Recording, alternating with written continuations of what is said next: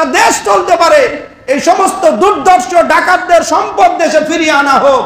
এদের সম্পদ এক জায়গায় করলে দেখবে বাংলাদেশের মতো ভূখণ্ডে 1 বছর কোনো ব্যক্তির টাকার প্রয়োজন হবে না। এক একটা চোরের টাকা দিয়ে দেশ চলবে। পদ্মা সেতু হবে, রাস্তা হবে, কালভার্ট হবে, ব্রিজ হবে, উড়াল সেতু হবে, কোনো ঋণ নিতে হবে না। জোরে বলেন ঠিক কিনা? ঋণের টাকা বিদেশ থেকে নিয়ে আসো আর মামা খালুদের মধ্যে পোলায় দাও, টের পাও না?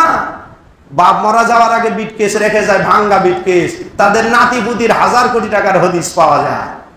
এই জন্য সাবধান হয়ে যাও। চোরদের টুটি চিপে ধরার জন্য আল্লাহ তাআলা আছে না ছুটিতে গেছে? বেশি গিলো না, গলার কাটা বেঁধে যাবে। সাবধান হয়ে যাও। একটা বাহিনীর প্রধান এত বড় চোরকে 4 বার কি করে রাষ্ট্র স্বর্ণ পদক দেয়, সম্মান পদক দেয়? কি সুন্দর কথা রে।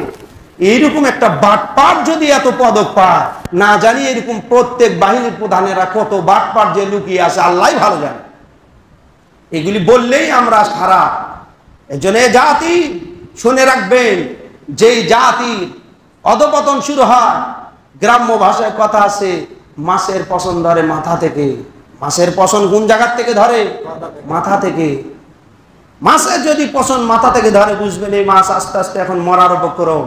আমাদের মাথা যারা, রাষ্ট্রের বড় বড় কর্মকর্তা যারা, এক একটা এত বড় বড় রাঘব বুয়া, এক একটা এলাকা পুরা ওদের কলিজার মধ্যে ঢেলে দিলে এরা মনে করবে ডালকা পুটি খাইছি।